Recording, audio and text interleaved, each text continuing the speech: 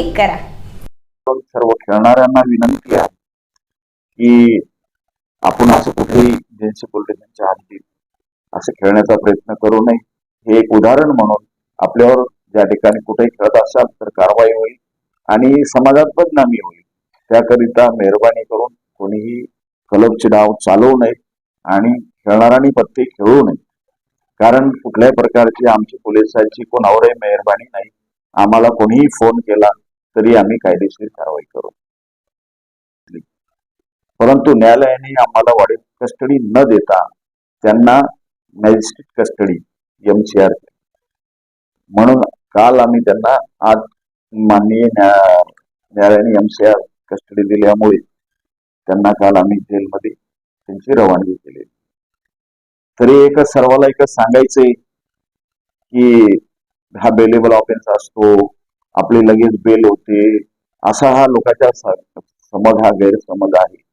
तरी मला सांगायचंय की यामुळे आपले कुटुंब उद्ध्वस्त होतात. आपण जे पत्ते खेळतो, पैशाची दिवसभर मजुरी करतो आणि रात्रीभर पत्त्याच्या डावामध्ये आपण हरून जातो. काय सांगाल, आपल्या हातीमध्ये पत्त्याच्या चौकशी करण्यात आली होती, त्यावरती आरोपीचं पिक्चर वगैरे मिळाला म्हणून माहिती नाही. किती सुधार झाला आणि किती माल हस्तगत केला? हे बघा, आमच्याकडं दिनांक 13/1/2024 रोजी माननीय DCP 2 परिमंडळ 2 हे IPS अधिकारी नवनीत कावत साहेब यांना गोपनीय माहिती मिळाली होती आणि त्यांनी त्याप्रमाणे आम्हाला माहिती देऊन सदर ठिकाणी आम्ही त्या ठिकाणी रेड केली. रेड केल्यानंतर आम्हाला जवळपास त्याच्यामध्ये 7,66,125 असा टोटल मुद्देमाल मिळाला आणि कॅशच्या स्वरूपात 3,38,580 रुपये कॅश, रोख कॅश मिळाले. बाकी मग मोटरसायकली, इतर जे काही मुद्देमाल असतो, असा एकूण टोटल मुद्देमाल 7,66,125 रुपयाचा टोटल मुद्देमाल आहे.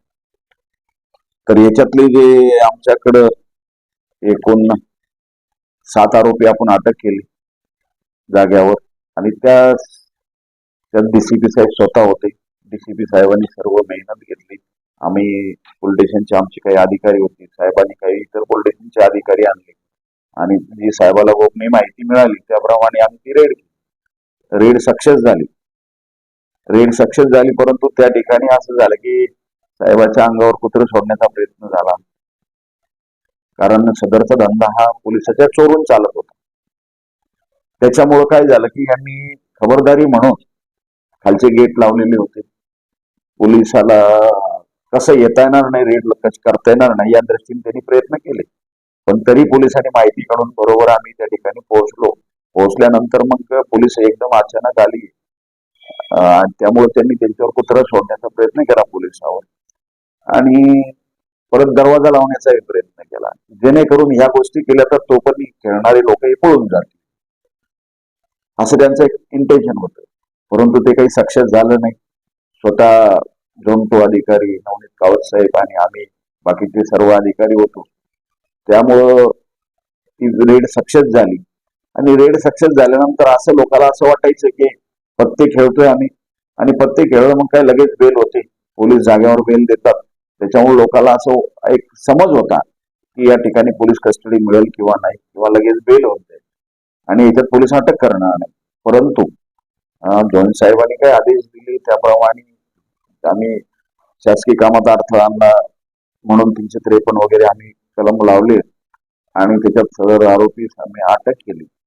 अटक केल्यानंतर त्यांना 1 दिवसाची माननीय न्यायालयाने 1 दिवसाची पोलीस कस्टडी दिली.